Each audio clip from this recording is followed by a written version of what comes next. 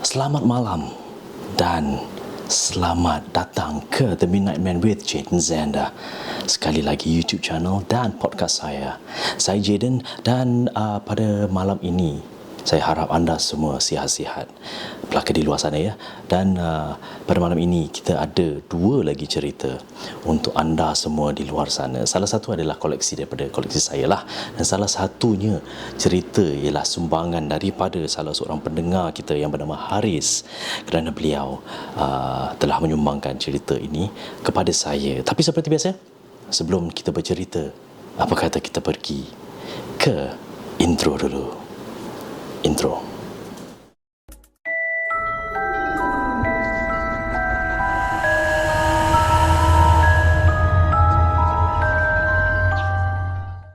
Ya, salam kembali ke The Midnight Man with Jaden Zanda.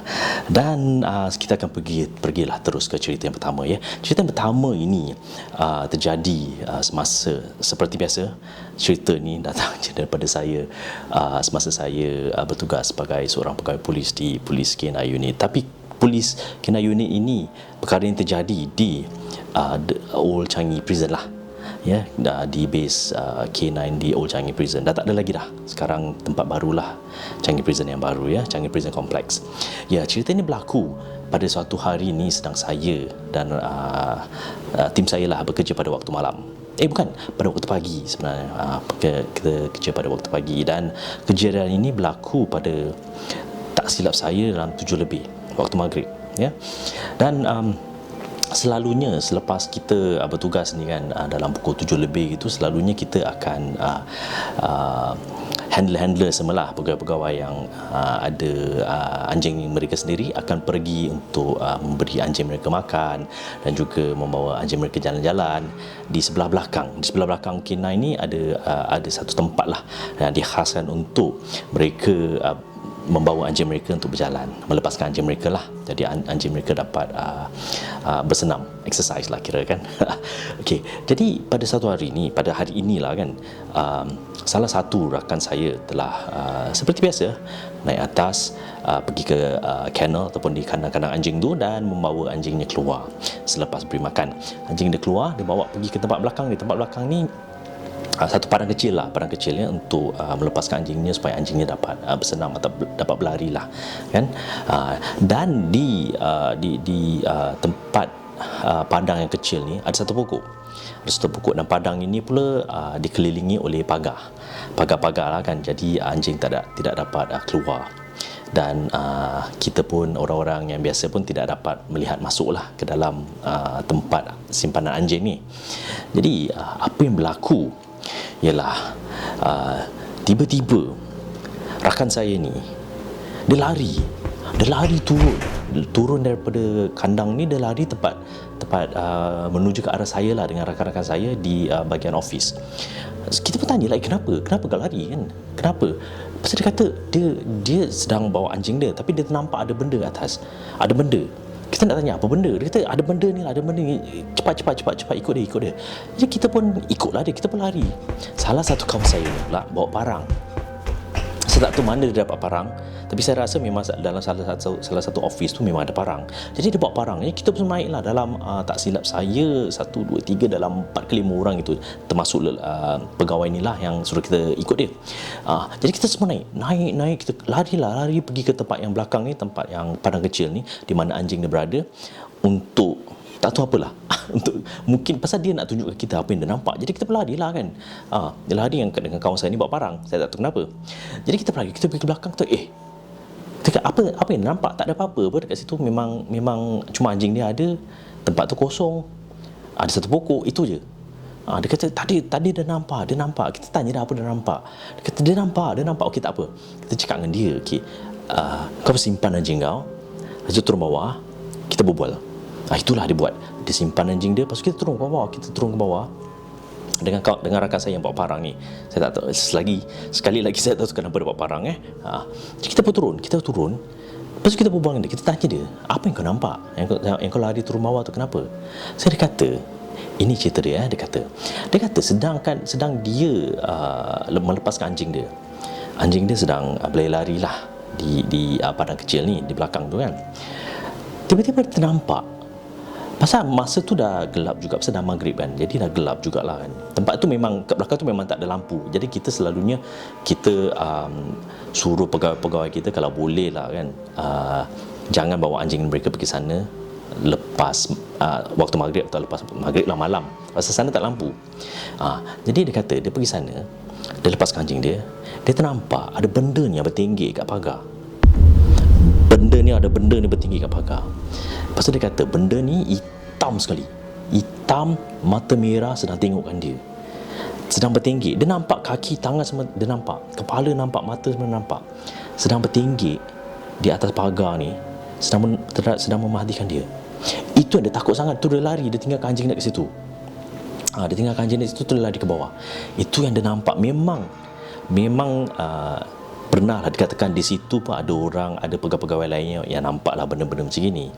Ada nampak kakak cantik di bahagian pokok tu lah. Dan itulah pertama kali kita dengar benda ni yang warna hitam, sedang bertinggi dengan mata merah, sedang bertinggi di atas pagar. Dan itulah cerita yang pertama daripada saya yang berlaku di All Police K9 Unit Changi Base. Okay, cerita ni memang seram. Memang semua cerita saya seram, tapi cerita ni ekstra seram. Kenapa? Kerana itulah pertama kali kita ramai-ramai kejar, naik atas, nak kejar, rasa nak kejar lah benda tu dengan kawan saya, dia bawa parang ni kan, dia gairah. Mungkin lah kan, tapi saya tak faham lah. Yang saya tak fahamnya juga, kerana kita lari, kita kejar dia, macam benda tu nak tunggu kita kat situ. Mestilah benda tu lari kan. Tak kena nak tunggu kan, kena pancung apa benda kan. Itulah dia cerita yang pertama daripada saya. Sekarang kita akan berehat. Kita akan berehat buat sementara, dan kita akan kembali dengan cerita yang kedua daripada salah seorang pendengar bernama Haris.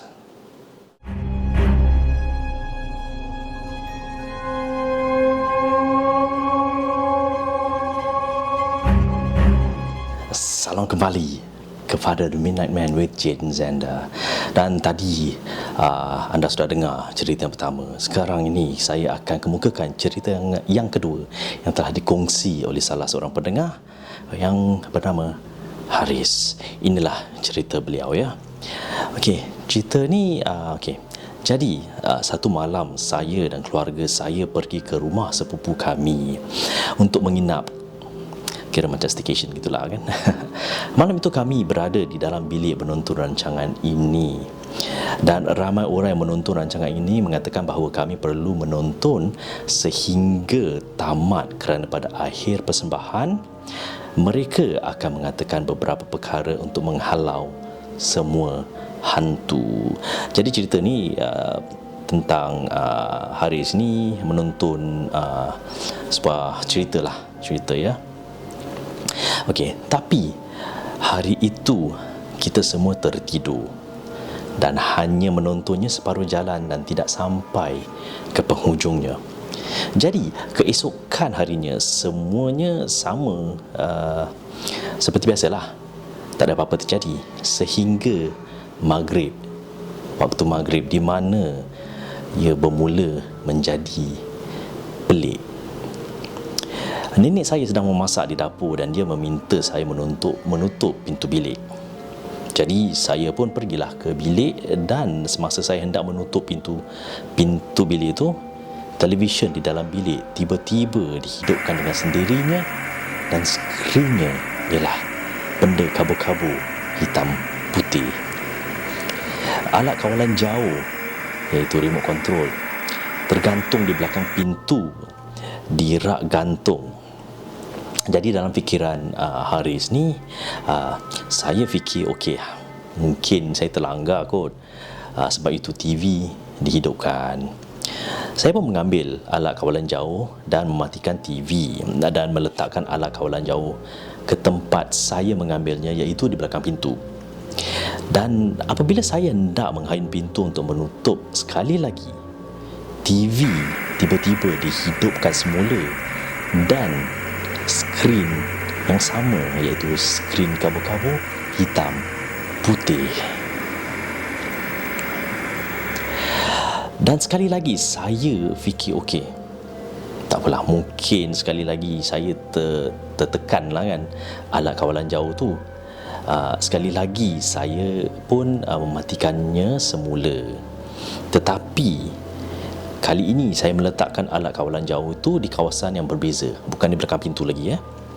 Selepas beberapa ketika, saya baru teringat bahawa jika anda turn on television lah kan, dalam bilik tidak akan ada skrin hitam putih, dan akan sentiasa ada sekurang-kurangnya kepada saluran yang terakhir ahli keluarga menonton lah kan. Jadi siapa tak kisahlah, selepas makan malam saya dan keluarga masuk ke bilik untuk menonton TV. Pada ketika itu saya masih belum memberitahu sesiapa tentang apa yang berlaku sebentar tadi. Pintu bilik ditutup pada pukul 9.30 malam dan kami sedang menonton drama di TV, dan tiba-tiba pintu bilik itu mula bergegar seperti seseorang cuba memecah masuk bilik itu dengan kunci dan dengan lajunya. Anda apabila seseorang mengunci anda keluar dan anda mau masuk, anda akan menggoncangkan tombol pintu itulah kan. Seperti itulah, dengan kuatnya dan dengan cepatnya. Jadi kemudian ibu bapa saya membuka pintu. Apa yang di luar tak ada apa-apa kerana gelap gelita dan tiada apa-apa di sana. Jadi dia pun menutup pintu. Ia berlaku lagi, sekali lagi, dan apabila pintu terbuka masih tiada apa-apa di situ, di luar bilik itu, dan kami menutup pintunya sekali lagi. Dan kemudian sekali lagi, kali ketiga, pintu itu bergegar, dan sampai bergegar dia membuka pintu. Membuka pintu dan terkejut kerana dia melihat susuk tubuh putih masuk ke dalam bilik tidur utama yang terletak di sebelah bilik kami dan bersembunyi di sebalik pintu. Sila ambil perhatian ya bahawa jurang antara dinding dan pintu hingga setinggi hanya setinggi penumbuk lah. Jadi mustahil untuk seseorang atau sesuatu yang disembunyikan bersembunyi di situ. Tiada sesiapa di dalam rumah kecuali kami berempat, dan kami semua berada di dalam bilik. Jadi soalannya, siapakah atau apa yang mengganggu kita pada malam itu? Dan pada malam yang sama juga kami bercadang untuk membuang cakra padat. Cerita wujud. Itulah cerita yang telah dikongsikan oleh Haris tentang mereka menonton cerita wujud ini.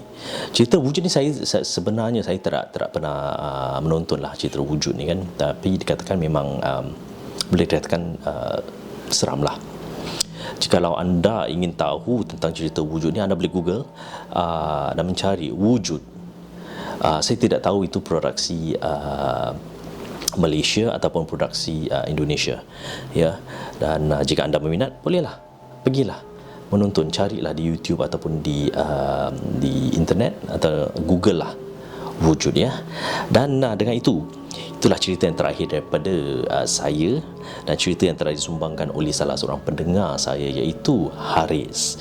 Cerita ni memang seram lah. Saya berjumpa dengan Haris pada beberapa hari yang lepas, dan beliau mengatakan bahawa itu bukan pertama kali lah beliau terkena benda-benda ini, terkena kacau lah kan, bukan pertama kali. Dan Haris ni tinggal di Teck Whye. Ya, di Teck Whye. Tapi dia tak bilang blok mana, di mana lah kan. Cuma saya tahu di Teck Whye je. Dan kepada anda semua, saya harap anda telah terhibur dengan dua cerita ni. saya rasa cerita yang pertama tu ada sikit punya kelakar seram lah. Cerita yang kedua ni memang seram, ya. Dan saya harap anda akan kembali pada minggu hadapan untuk episod ke-6, The Midnight Man with Jayden Zanda, ya. Dan kami akan saya akan kembali, dan ada satu kelainan juga kerana kita akan sekali lagi bercerita di dalam kenderaan saya, di dalam kereta saya, bersama dengan seorang rakan polis saya lah.